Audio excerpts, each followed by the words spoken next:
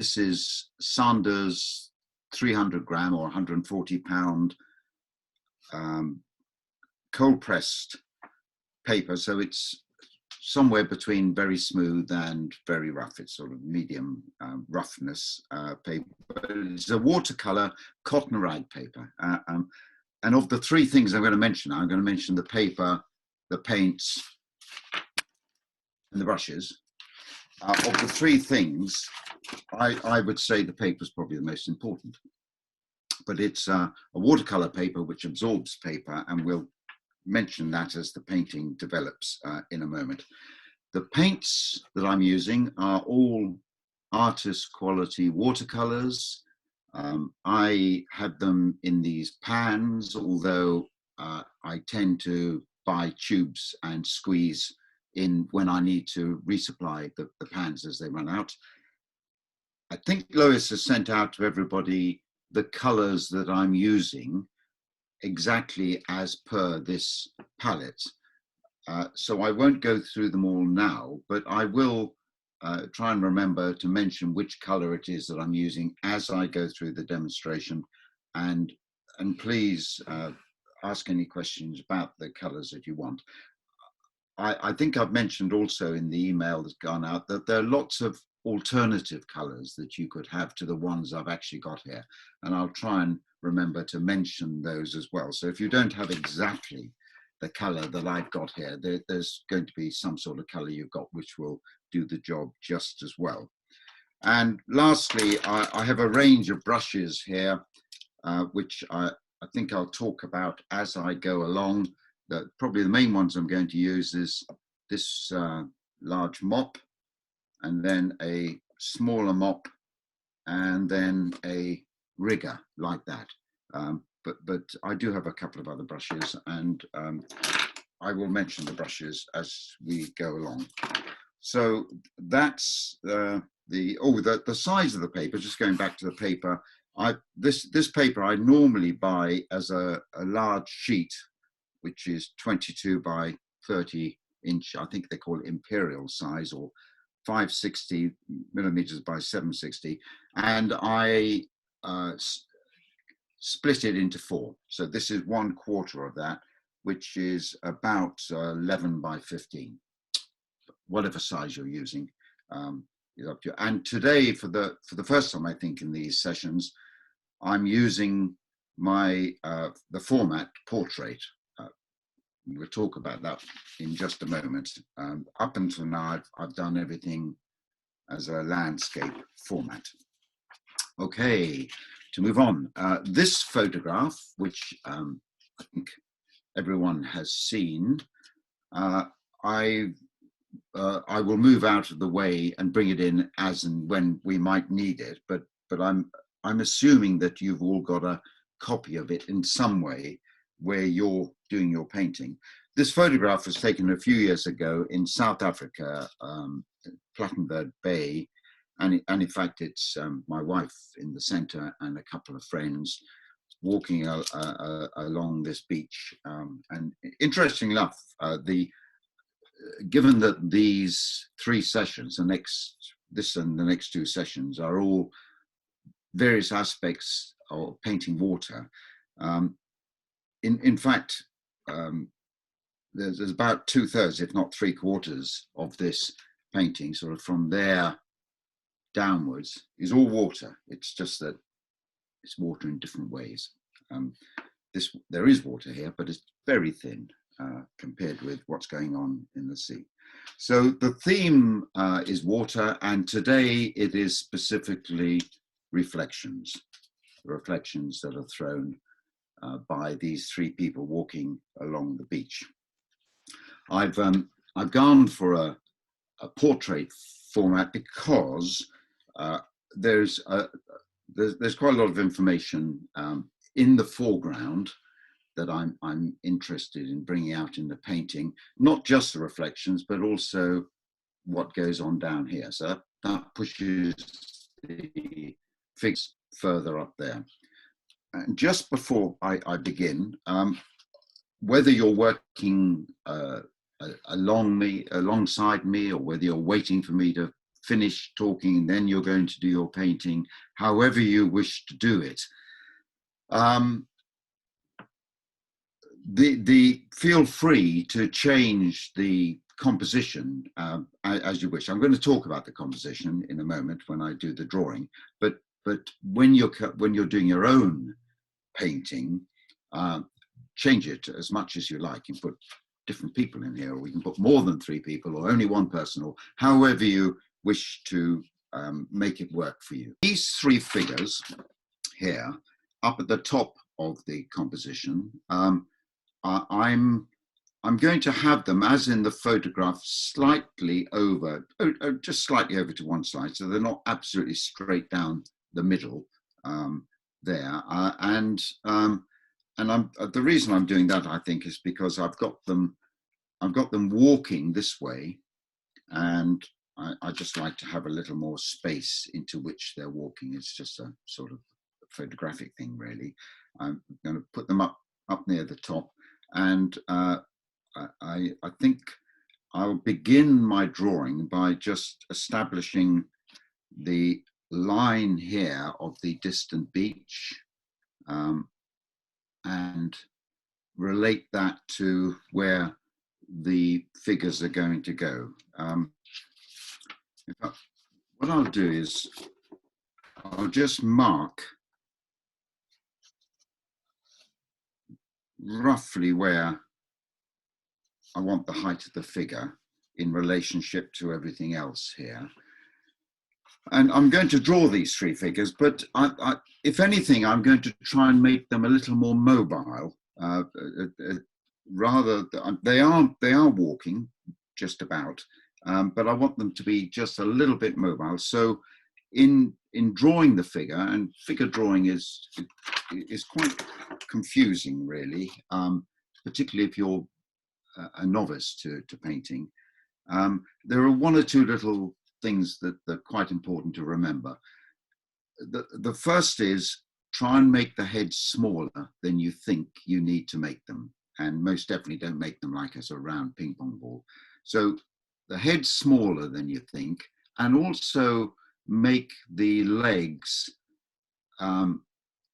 thinner and less obvious than you think that they need to be. So the emphasis on the body is pretty much on the torso, and also, especially when you're trying to get a feeling of movement, is think about the angle of the shoulders. If people are swinging their shoulders as they walk along, the faster and more extreme you are when you're walking, the more your shoulders will swing. And I think most important of all, think about which hip might be higher than the other. And these might be very slight little things, and I'll bring this out in my drawing, but they all add to the effect of someone moving along. So if we take the fella on the left now, and I've already said that I'm going to sort of fit him into this area, and I'll put him down this side here, and just make, just thinking about what size he needs to be, something like that, say.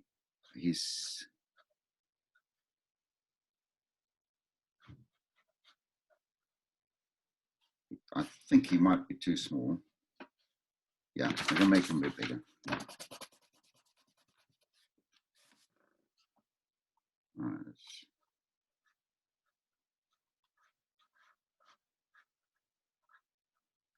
His shoulders down here. I'm going to have him with his leading. Yes, I've got his leading. His left, as I look at it, on the right. His leg is. In fact, I'm going to have his leading leg taking the weight, I think. So it's going to be something like that. And that will mean that his hips are going roughly at that angle. Let's just see if.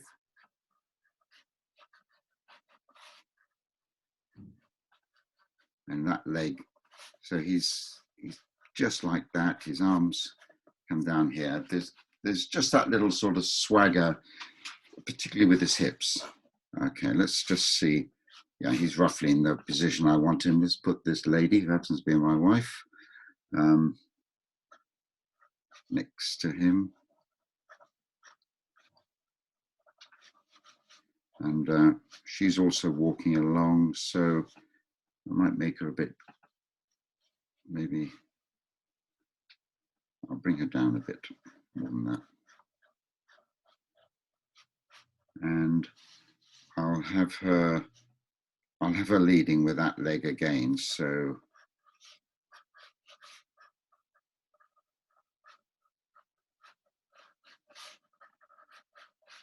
same as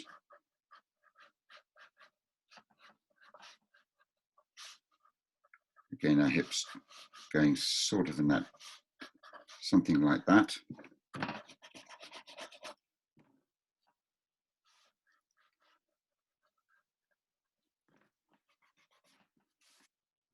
Okay, doesn't look very feminine, right? And then we'll put this other lady here, and I'll have her. She's got her hands up. I think she's actually taking a photograph of me, taking a photograph of her. I'll bring her down a bit more, but I'll just change that round, and I'll have her swinging the other way a bit. So.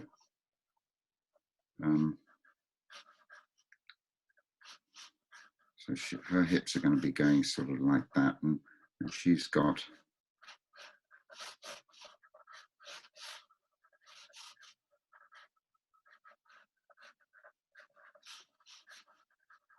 something like that. So those are the three. Those we'll try and work those things out. We're just trying to get an idea of them walking along.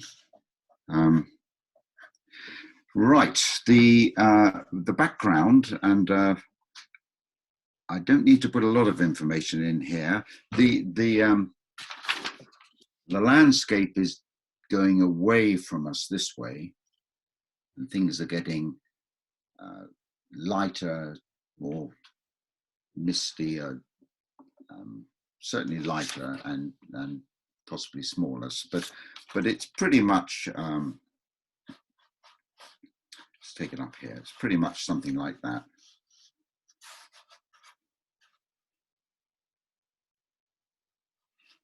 Yeah, something like that. And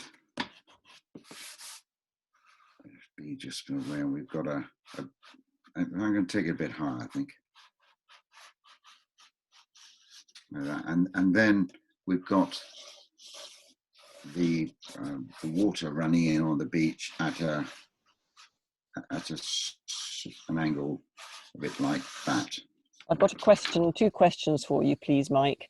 Yeah. One is the bottom mark just above the centre of the page? Sorry, is the what? Is the bottom mark just above the centre of the page? The bottom mark meaning? That mark there, that just by your pencil, just underneath your pencil. It's just slightly above. Yeah, okay. Yeah, in fact, I'm wanting, in fact, they're further down than I wanted them, but it doesn't matter. I want there to be more room down here. Sure. Than there is there. Okay, so. And Tune Geok, one more question. Tune Geok's asking, where is the eye level? I would say that's a good question.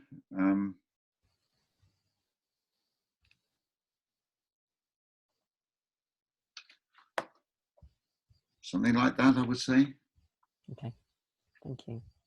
My eye level, having been there taking the photograph, something along those lines. Okay, but now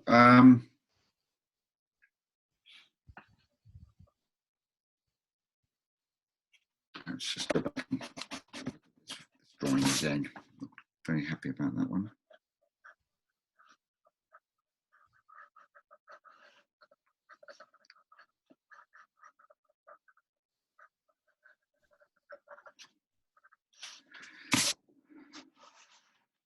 So I'm using for this this squirrel-haired mop brush, very absorbs water really well. It bends away. Its significant thing is that it comes to a point, really nice point. So you can do some really fine work with that as the painting. But I'm using it as a wash brush and so I'll begin by putting the sky in, and I'm going to bring the sky all the way down to sort of the far beach or thereabouts. I'll be painting over that in the next stage, painting the hills in, and anyway in the next stage, although the sky itself will pretty much remain as it is. Okay, I'm going to use this color, ultramarine blue. I've got two blues here that I could play with. Ultramarine blue, which is a dark, warm colored blue. And I've got this color here, which in the last few sessions, I've used manganese blue. I've just realized I've run out of that. So I put cerulean in here. So cerulean does pretty much the same sort of job. It's a more greeny blue. I think I'm trying to use manganese more because it's more of a translucent color, manganese is, than cerulean, but cerulean's fine. It's pretty much the same. And there are a number of blues that you could use here, which are dark. Phthalo blue is one, for instance, that you could use, which are not dissimilar to ultramarine blue.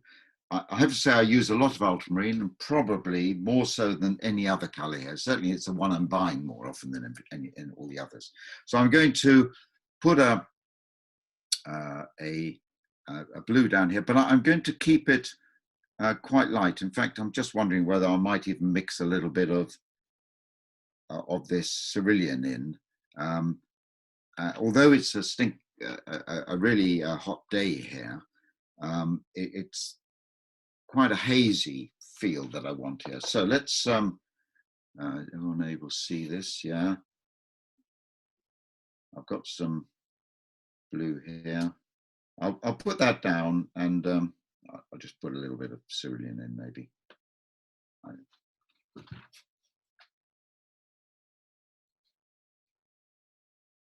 I'm going to take it down to this sort of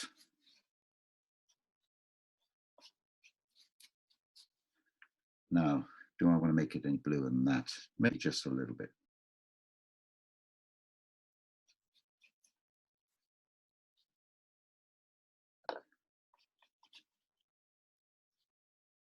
Right, it's taken it down roughly to the distant beach there, and it's still wet. I can still do things with it if I wanted to do so, and right.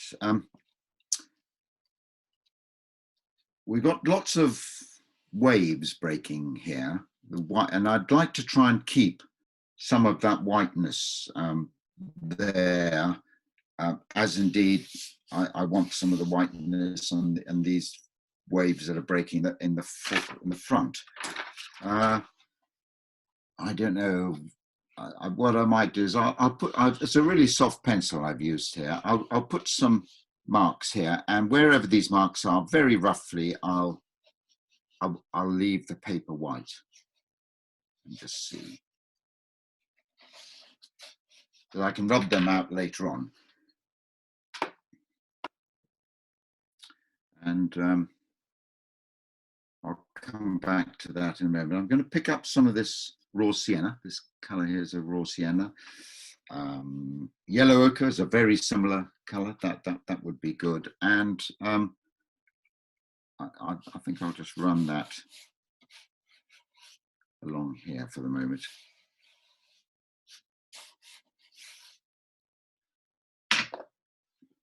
That's going to be some sort of distant beach. And I'll come back now to my blues, and let's just picking up the blue that I've got already in that, mixing well. And roughly avoiding these. I haven't avoided the pencil marks at all, but I just want to try and keep some evidence of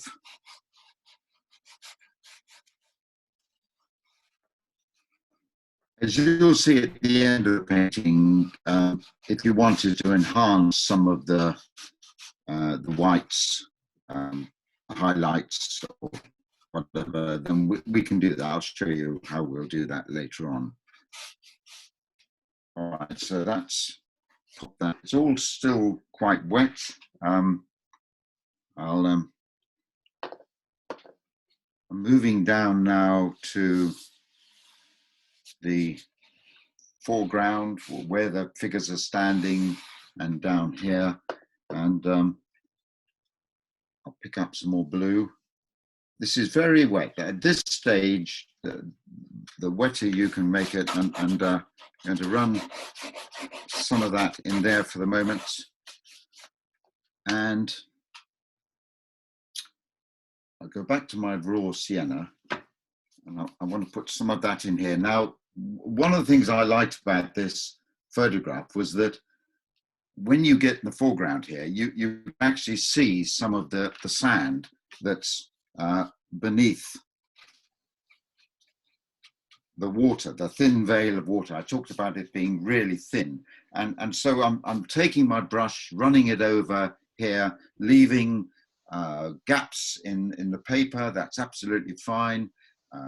If you're using a paper with a tooth in it, roughness, it's quite good how your brush goes over the edge. And at this stage, I'm going to just pick up a little more of the raw sienna. So this is slightly stronger, and I'm using the water that's already on the page from the brush that I've put there. I'm going to take some of that up here. Michael, can I interrupt you? Somebody's asking, what did you use for your grey? I don't think I put a grey on here. The only colours I've used so far are ultramarine blue. I played around with putting a bit of this lighter blue, cerulean or manganese in, and raw sienna. Fine, thank you. These are the light colours. They're the ones that we're going to come out later on, and their lightness will be emphasised when we put some darkness in it. I'm going to pick up some of this burnt sienna and just see. It's all very wet here, and I don't want to make any special marks, but I want there to be. You see, I'm leaving gaps where the paper is. That's just fine, and you put it in as you wish. It's all going to get covered over with water later on. I think I'll return to this area, just pick up a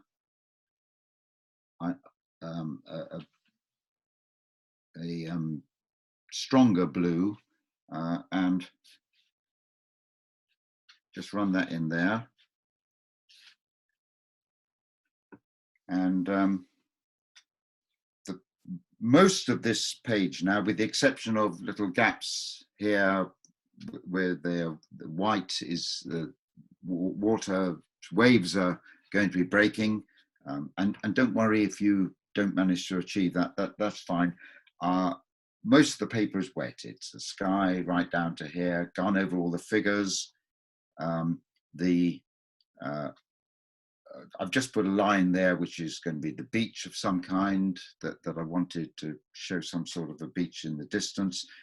This triangular shape of water, which is the water running up towards the figures.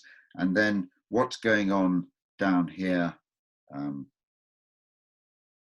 which is the sand, essentially. I'm going to bring some more. I don't want to muddy it too much. I think that's all I'm going to do. I think that's put the first wash down. It's left some little gaps of white, which will help me later on, I hope. I've covered over the figures. Not worried about that for the moment. And I've created some sort of underlying warmth for the sand that will be in the foreground here, over which I'll probably be painting some blue later on in the next stage. Right, I'm going to begin at the top, deal with the mountains and bring it the painting down to this next step is putting in darker colors, by the way, which will include shadows. I'm going to leave the figures out of it until pretty much near the end. So we're putting in the darker colors, including shadows, and then we will leave it for the last stage, which is where we put in the details. It often includes things which are much darker or much lighter, but not always, just that. Okay, so we'll play around with this. Now this sky is wet. I want to get the effect of the hills going away in the distance here, and also I want to create the effect of further distance down this way. So what you'll see me do is put the hills in here and then add some water to it, just so that when it dries out, this is stronger color and it gets weaker here, gives the impression of hills going away. And then I want to have the rolling, the idea of things getting closer to you here. So I'm playing around with, because whatever I paint on here is going to give me a hard edge. But there are some places where maybe I want softer edges. So I think what I'll do is I'll go for a smaller mop brush, this one here, same sort of brush as I've used before, and go to my ultramarine blue, and I'm going to add just a little bit of this orangey yellow. Too much and it will turn the whole thing. That's probably too much there. A little bit more.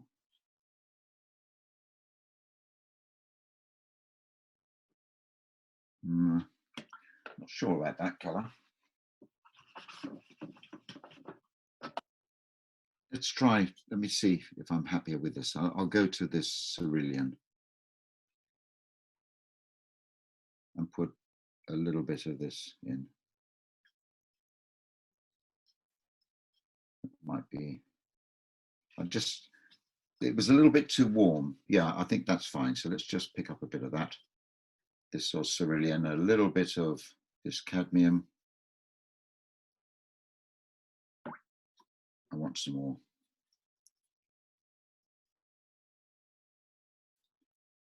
Too much red and it will go brown. So we don't want to,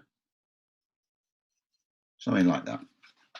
And I'm going to paint that in pretty much down to the line of this yellow beach that I've got here. And you make up the hills as you like, something like that. And take them around my figures.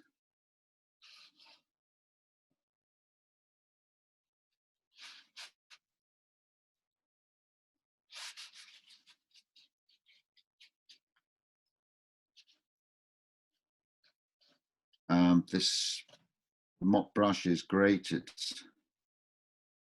gives me this sort of pointy edge here, and just bring it around the figures here. And I was talking earlier about having the hills, the feeling that they're going away. So I'll just add some water to that. You can tie in with it, and the water will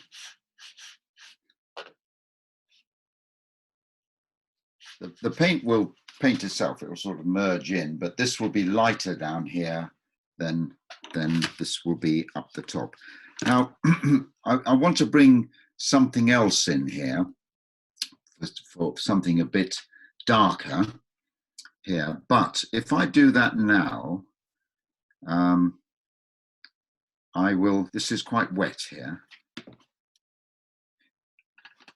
just turn it so the water runs down a bit. If I do that now, I'm in danger of I want a reasonably sharp edge, but I'm in danger of having it too soft. So I'm just going to wait a little bit and bring in a darker color here, but still painting whilst this is wet. Well, one of the things about using good quality rag cotton watercolor paper is that it will absorb the water and hold it, so that you can do things like this, wait for a little while and bring the next color in. If you're using a shiny cartridge kind of paper, it just dries very hard on the edge and you don't have such flexibility. So we'll just, and when I do bring in my colors, I'll mix something a little stronger, a little darker. Let's just go ahead and do that. So I'll maybe pick up my ultramarine blue here, and I'll put some of this alizarin crimson in. It's gone sort of quite purpley, maybe too much so. Right, I'm going to add something yellow to that. So in effect, I've got blue, red, and yellow, which is going to grey it down. That's what happens in your water pot. You end up with a very grey, sludgy colour in your water pot. And that's because you've got the three primary colours all constantly being brought into it. So a little bit of blue, bit of red, and I've just greyed it down a little bit here. And let's just see what happens if I... now that's quite...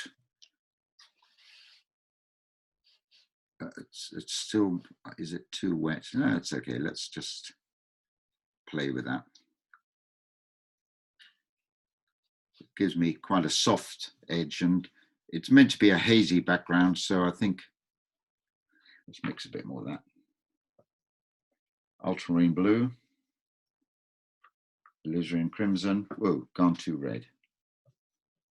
Let's bring in some of the raw sienna.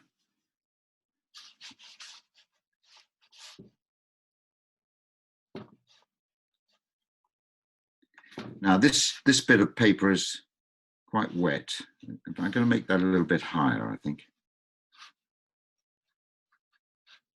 The reason I'm making it higher is because I want the light that's catching the top of this lady's head to show up. So I'll put something darker behind it, a little bit darker. And let's, what happens if this is all very wet here, so let's just make it a bit stronger. Conscious all the time of where the water is in your watercolor. I mean, that's why it's called watercolor. It's such an important aspect to it. So let's just, I want to bring something else in down here in a moment. But it's too wet for me here. So let's move on down to what's going on here. And I'm going to do something with the water that's in this triangle a bit that I spoke of before. So it's all dry. I talked about keeping white there, which it could be those sort of the waves breaking.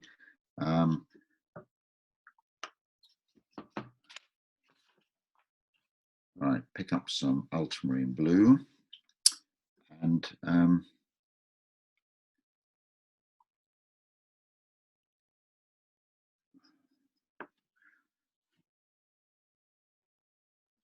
play around with, bring a little bit of lemon yellow in, just to put touch of green in with it.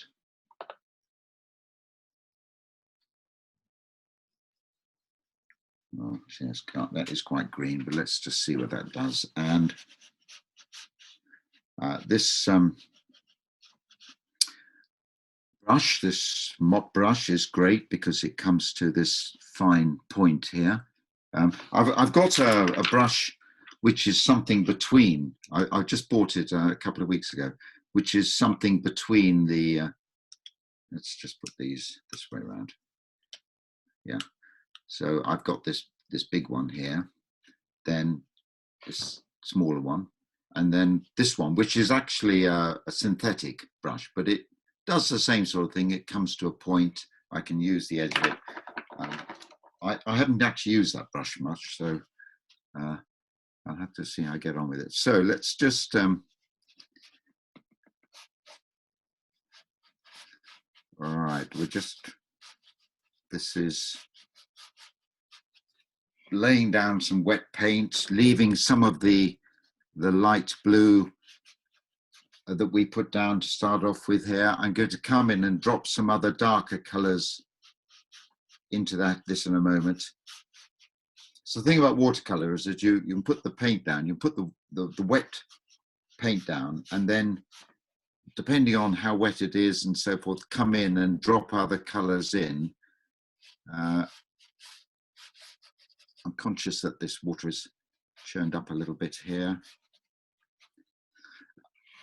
It's no problem painting over these figures because if you think about it, they're going to be so much darker than the background, what I'm painting at the moment. So let's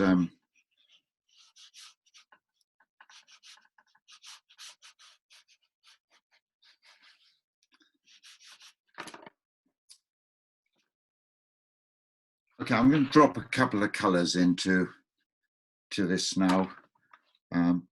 Pick up a bit of, I took the water out of my brush, just pick up some strong raw sienna, just drop that in. Now, if I'd had water in my brush and I picked up the raw sienna and I put that on here, then I'd get my blossoms, blooms, cauliflowers. Okay, but I'm using the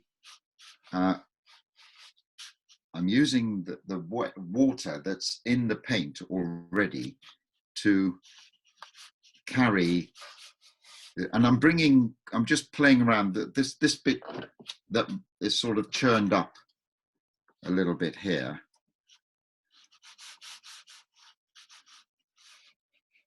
As it gets closer to you, I'm just changing the colors of it a little bit by adding one or two little touches in here.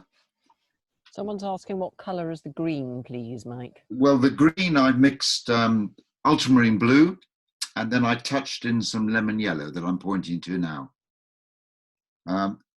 And without overcooking it, I've then dropped in some dry raw sienna because I'm working on the water that's already on the page, and I'm actually going to pick up some slightly warmer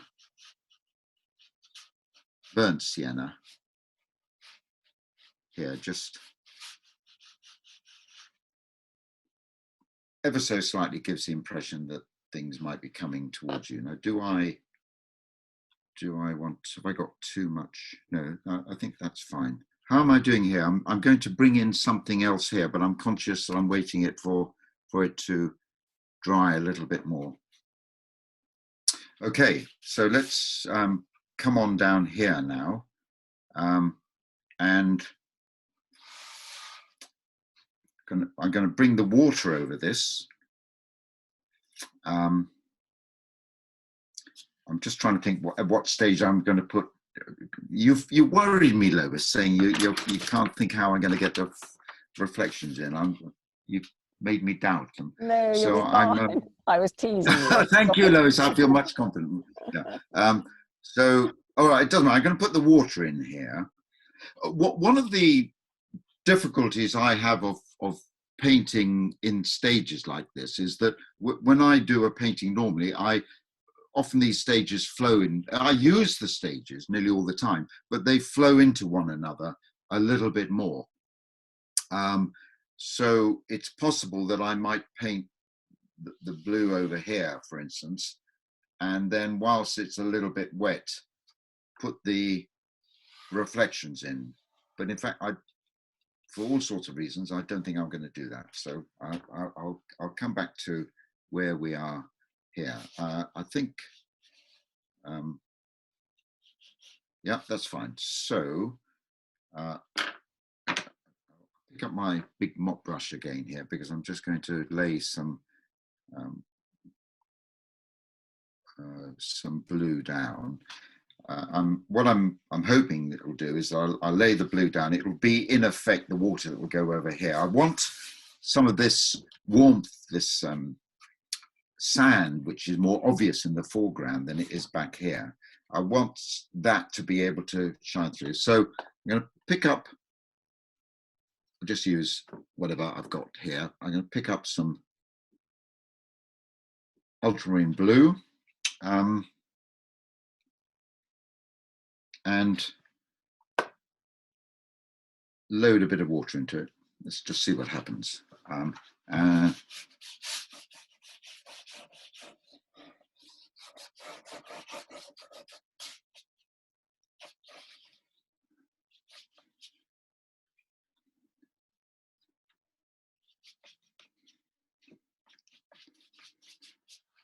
Now, I don't want to cover all of this, and I can bring it in a bit thinner for the moment. Let's just mix up a bit more.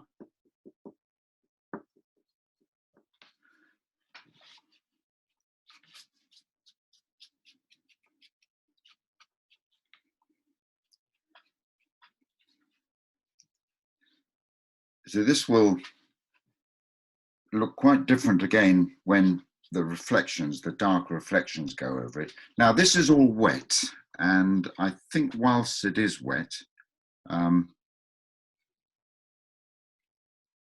just wondering whether I can go back to this for the moment. I think I'll go back to that and then I'll come back to this. So I'm deliberately been leaving this a little bit to dry out. I'm going to bring in something a bit darker down here. Let's get some ultramarine blue. I use an awful lot of this, really. And I put some lemon yellow in. So I'm coming up with something a little greener, a bit more ultramarine on that. Now, I don't know if that's going to be strong enough. It needs to go over, this is quite strong here, it needs to go over that.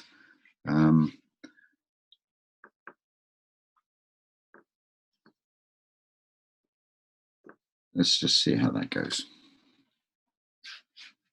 Oh, it's still quite wet, isn't it?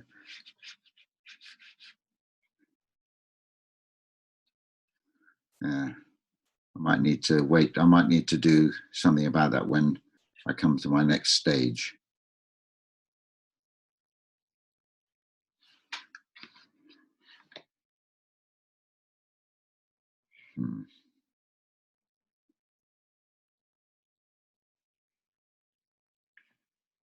I mean, like all things, you're just sort of painting it and waiting to see what happens. I think when I come back to my next stage, I'll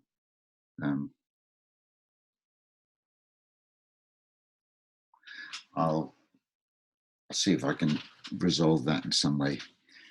And now, I don't want this beach to be as bright as it is there, so I'm wondering if I use some of this that I've just mixed up here. Someone's asking what colour is that near the people's heads? I use cerulean with a little bit of vermilion, orangey red, to get this colour, lightening it there. I then used, if I'm trying to remember, I used ultramarine blue with a bit of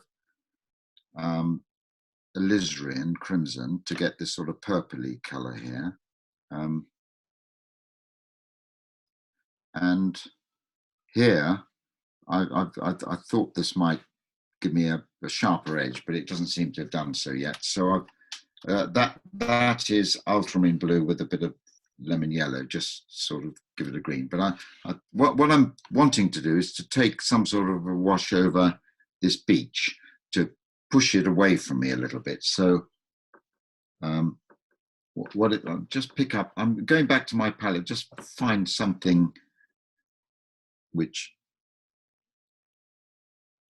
I can just run down here a little bit and just see what that does. Yeah, okay. Let's leave it. It'll paint itself much better than I can paint it for the moment. So I'm coming back to this bit here, which is still wet. And I want to break that up a bit. So I'll pick up some ultramarine blue. I'm just using a bit that's there. And let's see what happens if I got this. I'm just running through it. I'm doing this because the water is still on the page. Just a little bit of, just some marks there. That will more or less lose itself, but I want it to not lose itself totally. I just want some marks here.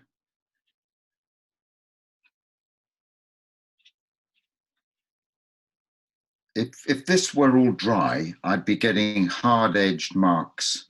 But it's one of the sort of basic things of watercolor. You're just thinking all the time of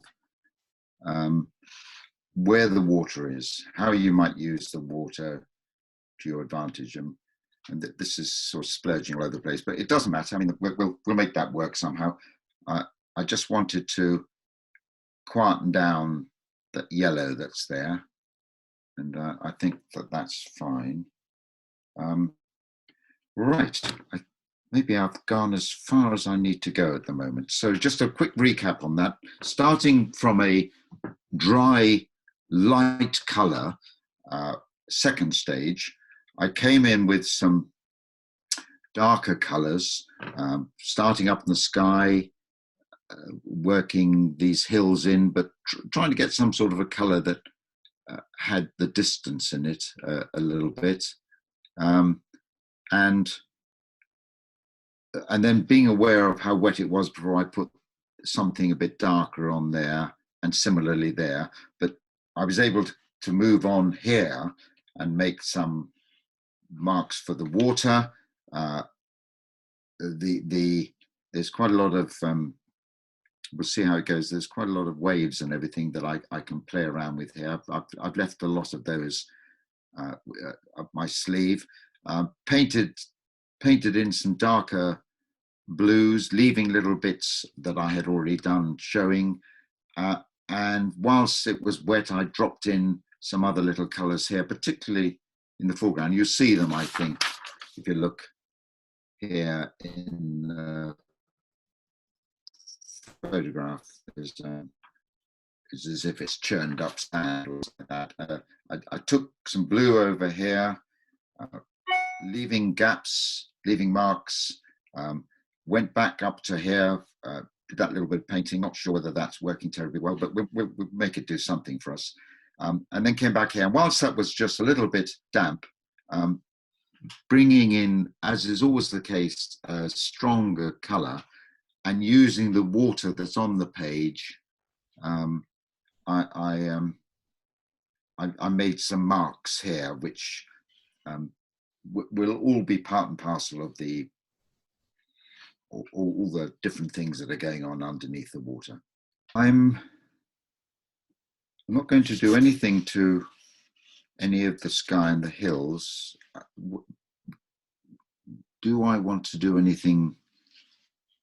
No, I won't do anything in the background at all. It may be that once I see what the rest of it looks like, I may go back there. So I'm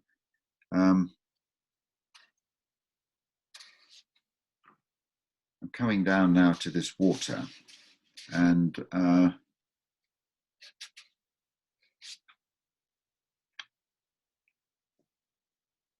wondering whether I want to do anything to that. Let's try and get an idea. Do I want to do anything to that?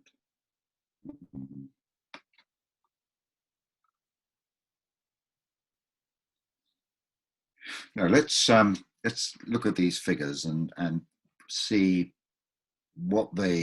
how they come out and how that affects the rest of the painting. And then if I need to do anything more, the figures and the reflections, if I need to do anything more, I will. So I'm probably going to use these two brushes, this small mop brush, which goes to a fine point, and also this brush, which is a rigger, so called because in the olden days, when they did lots of paintings of ships with lots of rigging, this very fine, flexible point would be good for the lines that would be needed for the rigging. But sometimes they're called sign writers, because if you look at someone painting a sign above a shop that's opening up, you often find that they're using brushes like this, sign writers brushes. So let's just see what else we got. I'm going to start off by, all these figures are walking towards us. They are, so lots of flesh is exposed. So I'm going to just put in some flesh tone, and I've got some raw sienna there. I've got some burnt sienna.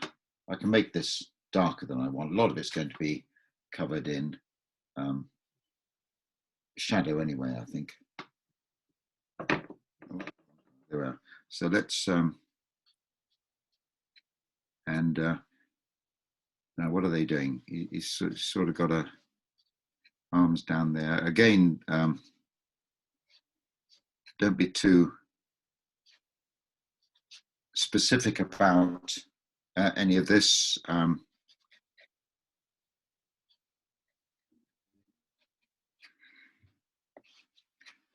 Yeah. Right, that's him. They've all got their arms exposed. They're all carrying their thongs.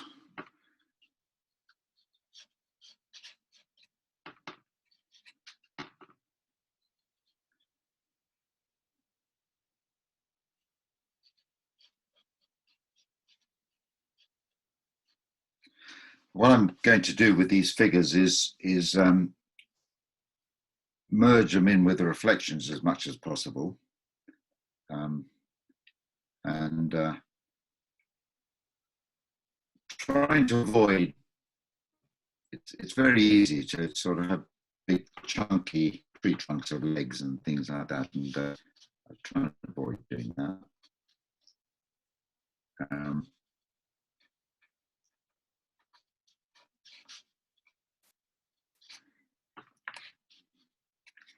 Right, that's my three people. We've got some skin in there.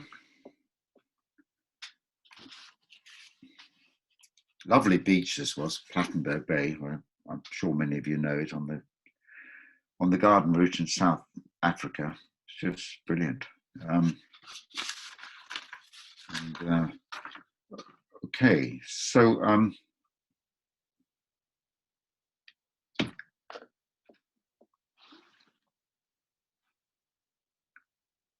let's give your man a blue shirt, and we'll see where we go from there. He's got the inevitable red trousers, often known as FRTs, and I won't explain what that means. Some of you will know, I'm sure.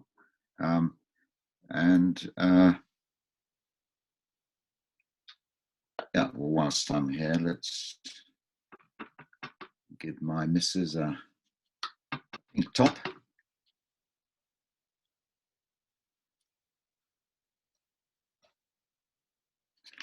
And yeah. A good friend can have a similar sort of top. Let's see what happens. Right, that. Right, they're marching their way already, coming towards us, and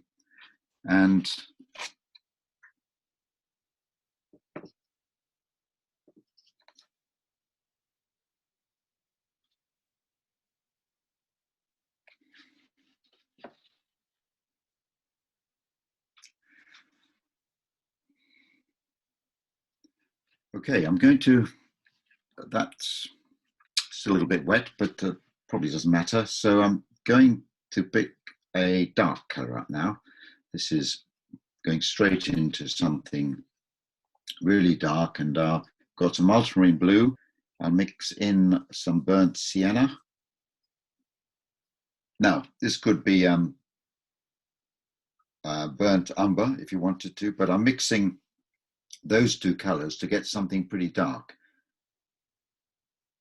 Really dark. Now, if I wanted to make that even darker, then this is where I could use my neutral tint, which is like Payne's Grey. And I'd add a bit of that into that to make it even darker, which I won't do unless I need to do so later on. I very rarely use neutral tint on its own, but I tend to use it as an addition. Let's just see what we're going to get here. I'm using the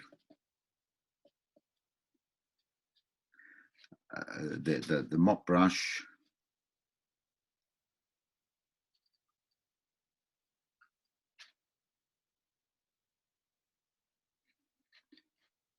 And the pointy edge of it. Where the light comes and catches different parts of the body, as you'll see, I can use gouache for that later on. But if I can achieve some of it without that, then I'll leave little gaps.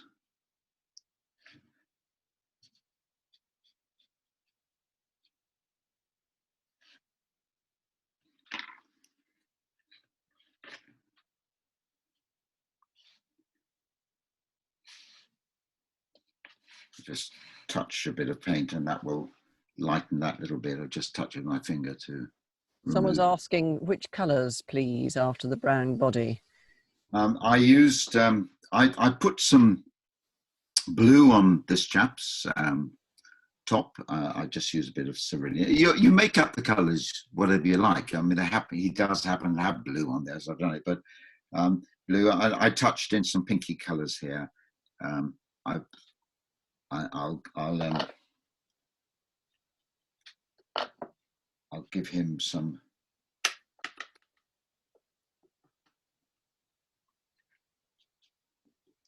His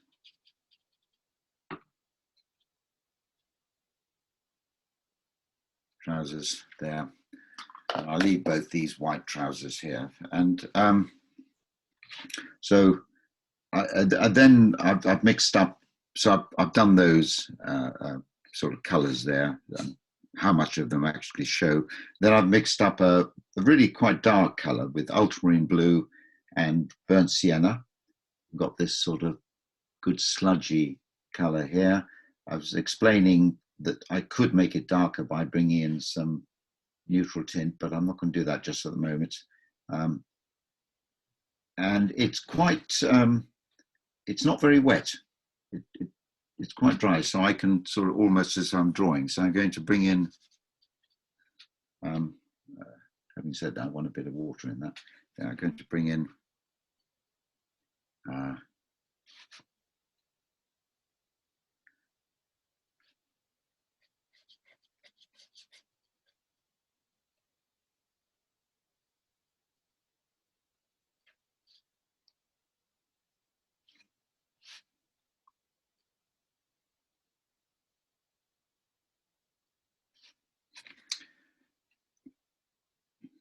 and someone said, what are they carrying? Oh, okay, let's give them something to carry.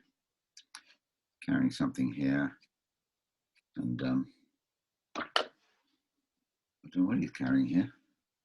Could be anything you like. Let's anything you like. Just pop something down there. And go back to my dark color. Again, I'll be mixing that up quite often when I go back to it.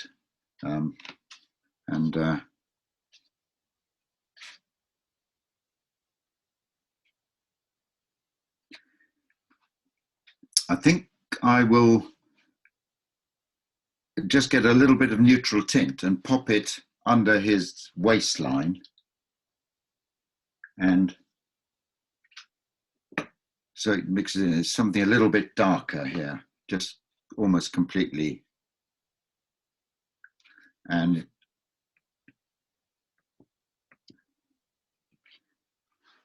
there we go. Right, let's move on.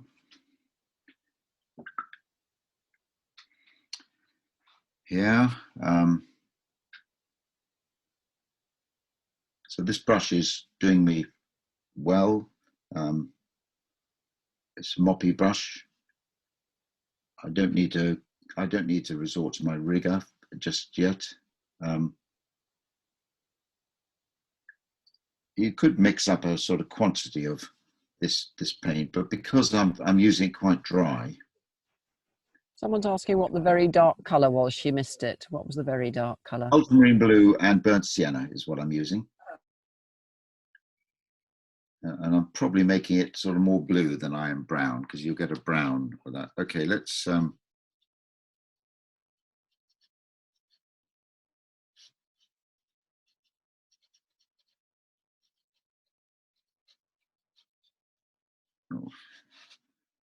yes.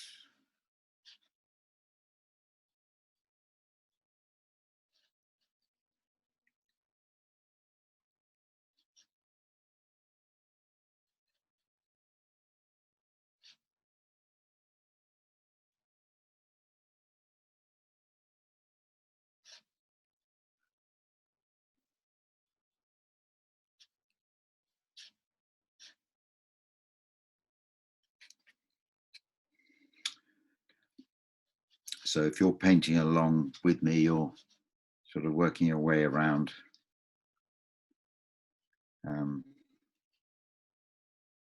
these figures just as I'm doing. I'm going to carry on just painting them like this.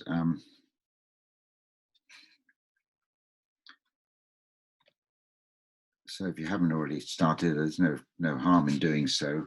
I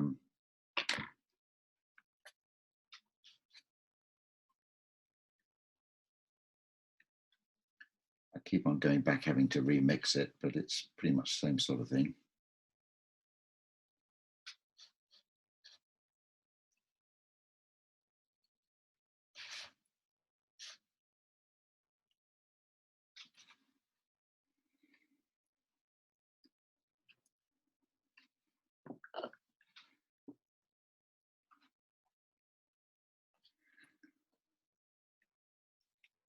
And the last of my figures on the right, as I look at it.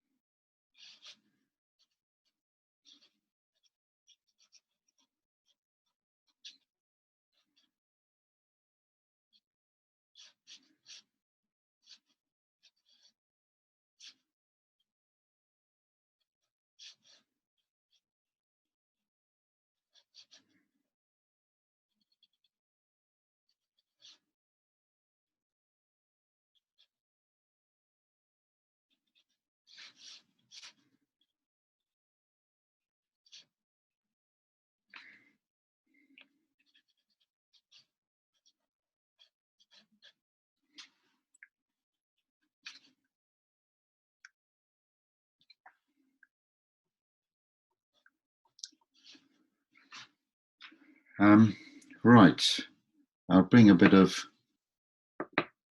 extra darkness there, I think, and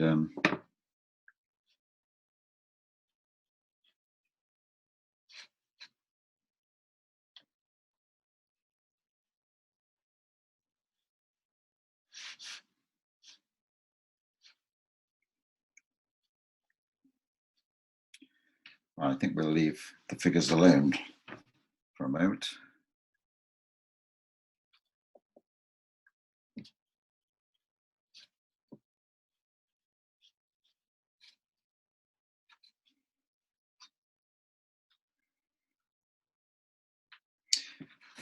Right, come back to those in a while, and I'm going to deal with the reflections here now, and then see what I need to do to pull the whole thing together. How are we doing? We're heading, yeah, we're doing, we've got about 40 minutes left, haven't we? So it's plenty of time, Lois. Yeah, yeah, okay.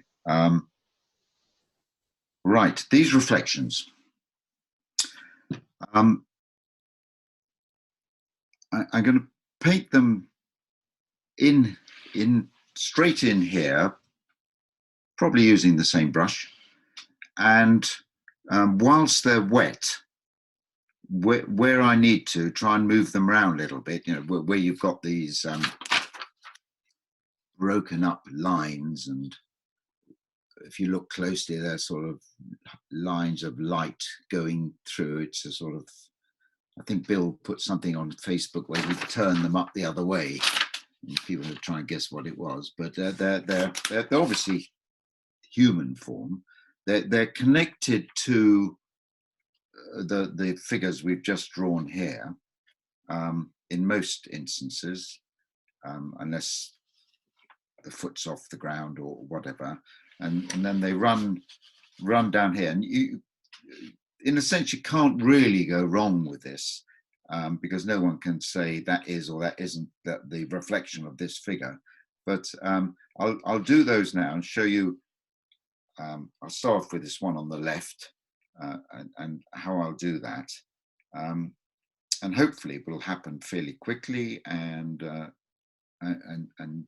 then that will allow me just to review the whole painting and add little bits that we need to make it work. Here we go. I'm going to use ultramarine blue, but I'm going to probably have more brown in it than I've had before, so more of that burnt sienna. I can add the dark bits that I want here, and I'll have it wetter than I've had for these three characters here. Not too wet. I want it to be strong. Make it too wet, it will just be a bit sort of weak.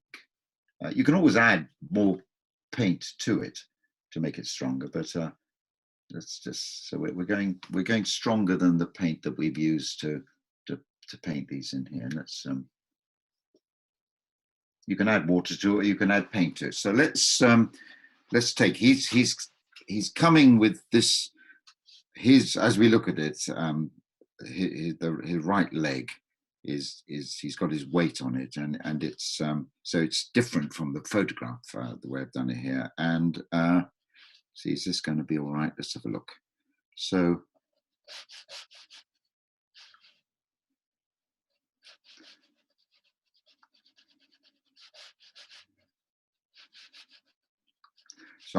I'm using the thin bit of the brush here to get these marks. As I say, you can make your marks look. I want more brown in that. Let's just pop in a bit more brown here, and that will sort of paint. Yeah, so more brown, I think. Yeah, and slightly stronger paint as well. Yeah. All right.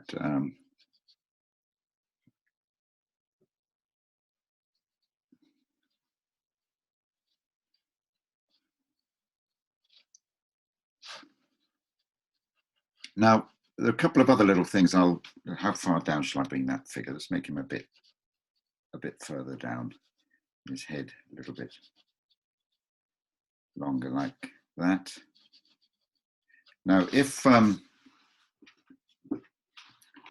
we want to break it up a little bit further, now this is quite wet, and we're sort of going to do a Moses job here. It's just in that I'll take the back end of a paintbrush and just make a couple little marks here.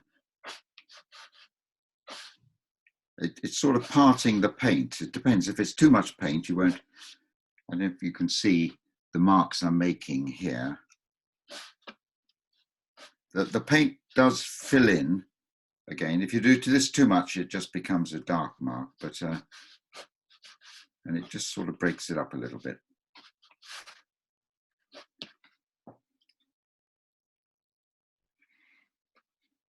Okay, so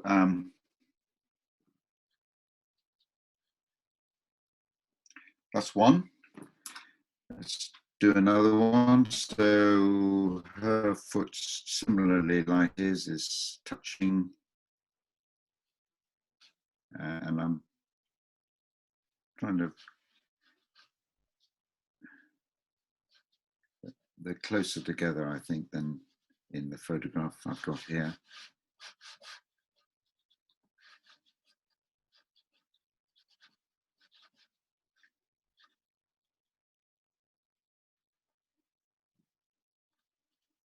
So it's quite fun, isn't it? You can create your own.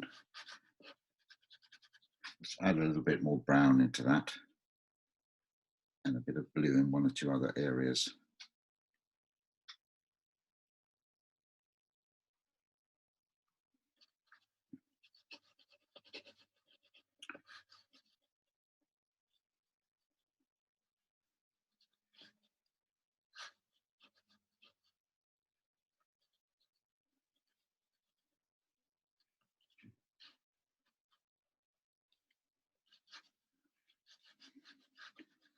We're doing all right at the moment. So got the second figure in, and similarly,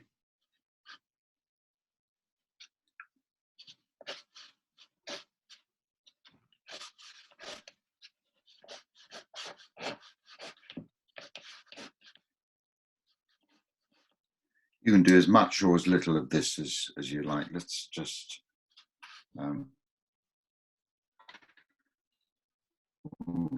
she has rather big shoulders, doesn't she? And my figure.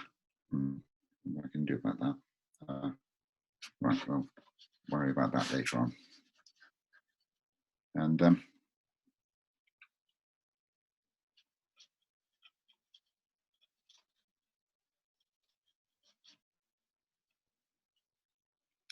And her now, she's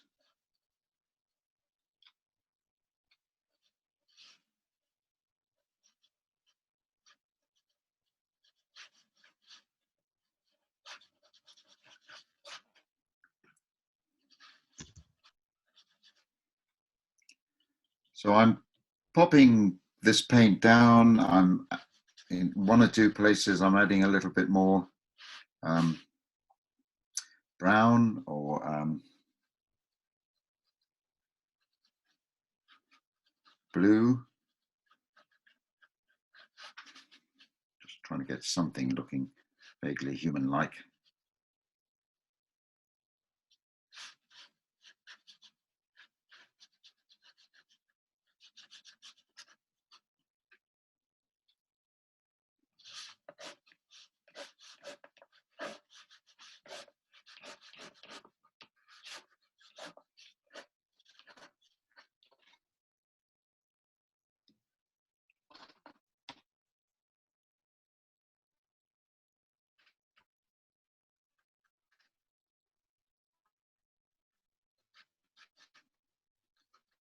So the value of these, you can get some really quite fine lines in that.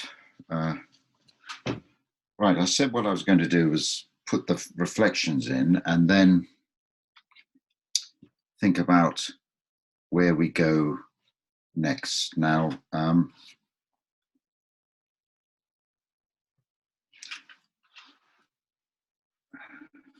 coming back up, I'm just wondering whether I can add a little bit more strength to maybe the water here. So let's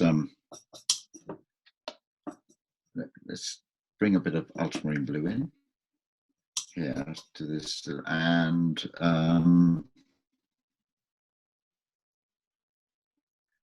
pick up a little bit of this color. Add that. I don't know whether I can, particularly where it's underneath, maybe where some of the waves are, sort of like that. Maybe I can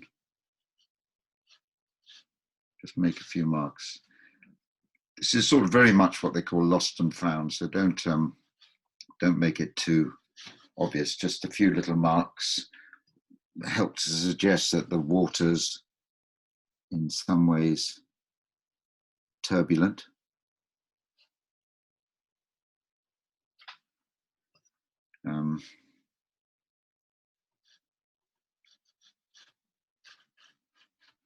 Maybe a little bit more going on as it gets closer to you.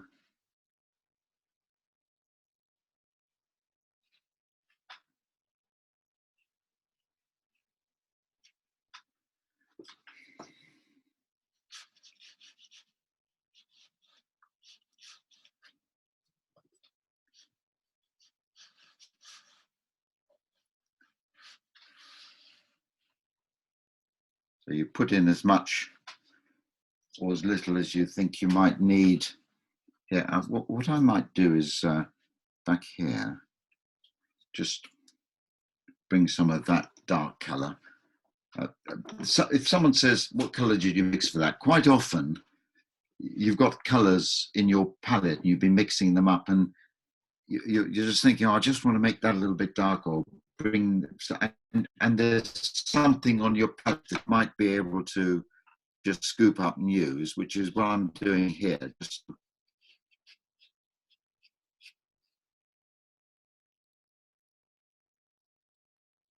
Just to add something there. I don't think I'll tell you what color that is. Well, it is. It's pretty much what I used for the,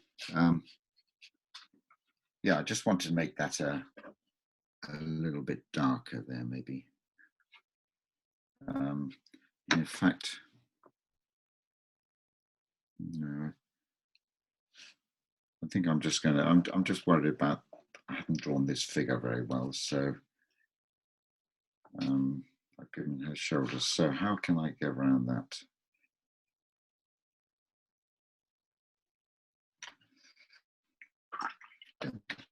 Believe it.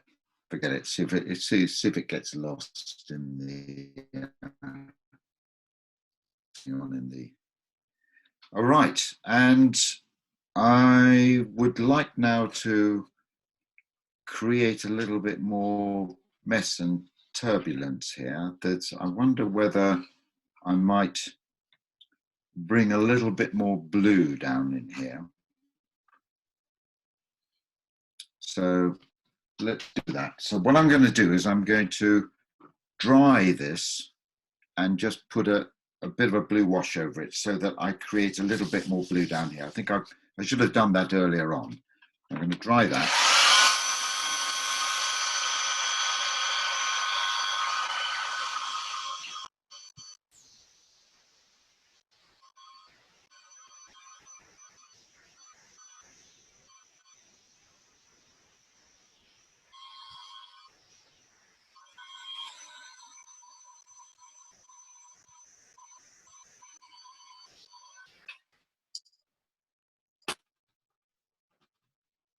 And get back to my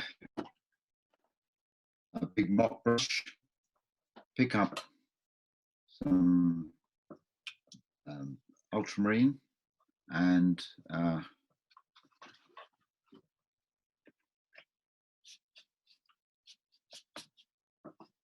take that over here a bit more, I think, maybe. I don't need to cover everything. I'm happy to leave bits not entirely shown, with no paint on at all. This will dry a little bit darker, but I just wanted to, if I spend too long painting, it will churn up what's beneath it. So it's this talking about this translucence, the quality of the paint that I can paint over that. And I'm going to dry that.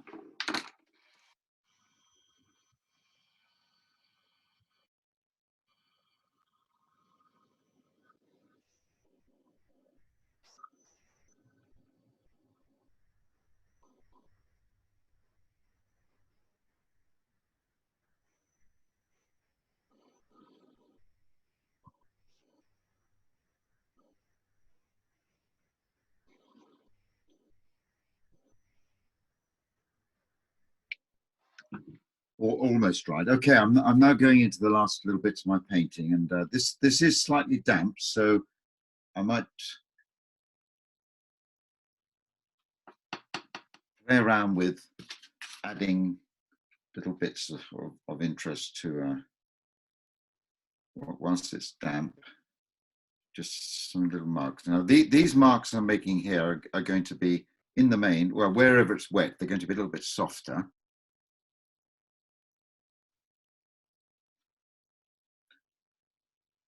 And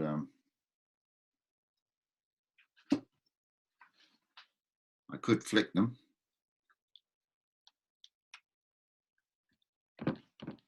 Just a few little marks. I think I'll put something quite strong. Again, this is the dark sort of colour I've picked up here, and I might. Somebody's asking, what are the small marks? What colour are the small marks? These are just little splashes of. These are. Sorry, the question is. What are the colour? What colour are the small Lois, marks? I've used burnt sienna, the main, and a little bit of French blue, ultramarine blue, and I'm just messing up the painting a little bit, as you will see. As you walk along a beach, you often there's all sorts of things going on underneath you, and I even sort of flick some of the paint on. And I deliberately only I dried it, but I deliberately left it slightly damp. So some of these marks are soft and weird, and some of them are a little bit harder. Okay, so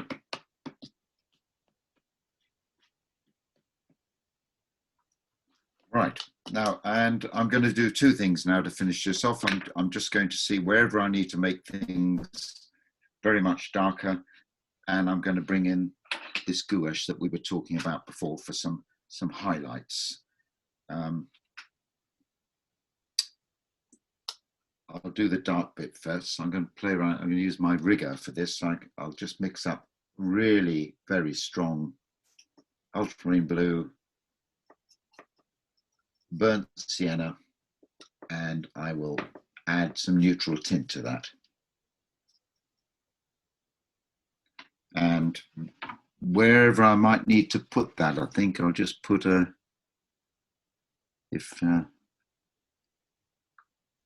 one or two little.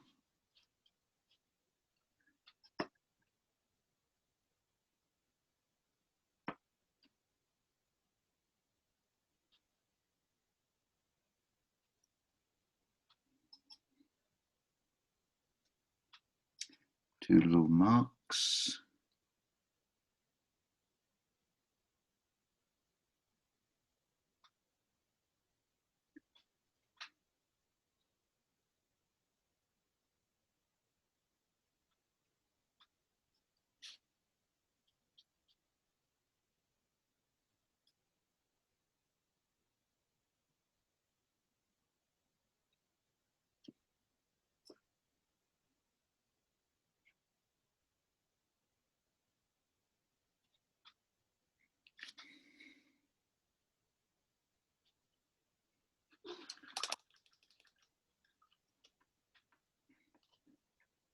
And now I'm going to use some gouache. I'm just going to change my water for this. I'll be right back.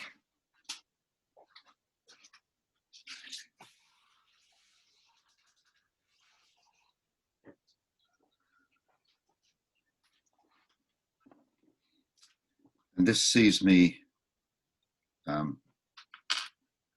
finishing the painting off. Okay, I'm using it straight out of the tube and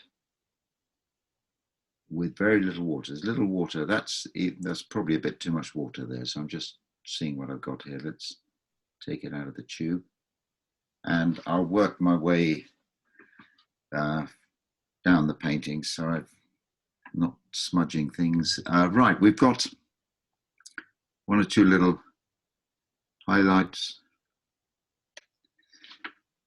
that we can use here. It suggests that the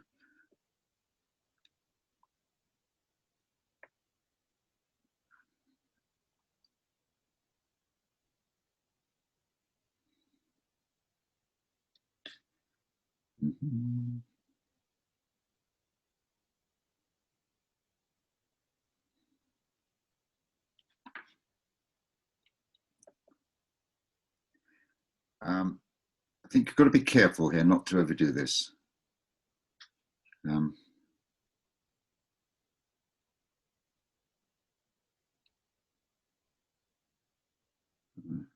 Take away from this shoulder that I'm worried about. I haven't been able to do anything about that, I think.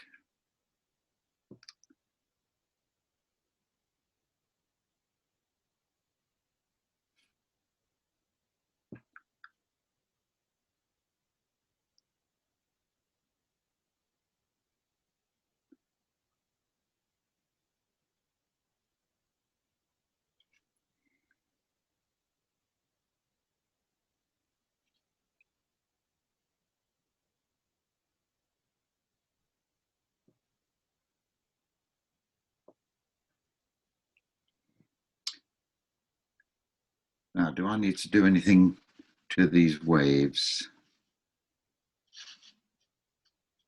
Maybe not, to see if there's anything here. This, of course, will always work best when it's against a dark color. So I seem to have got,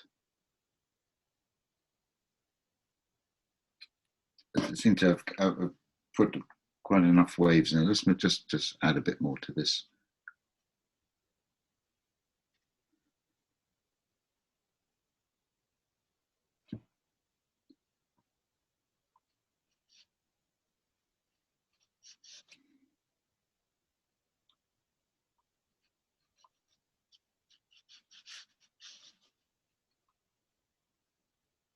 Now, the darker that the sea is, the waves are around the marks I'm making, the more they will show up. I don't know if I made them quite dark enough, but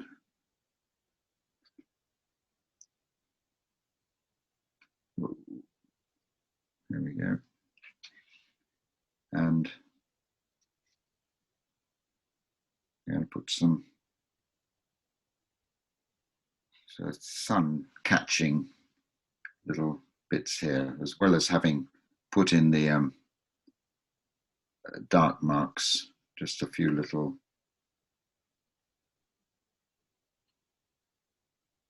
I don't know what this is. In the photograph, they got little marks in, but it's sort of like the flotsam that's just working its way back into the waves.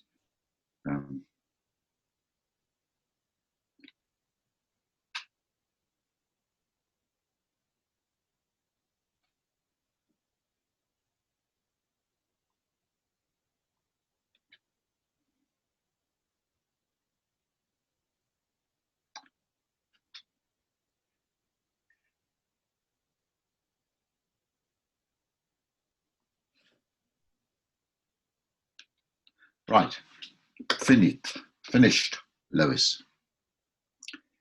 Abandoned anyway. Well done. Abandoned anyway. Looks fantastic. Thank you very much.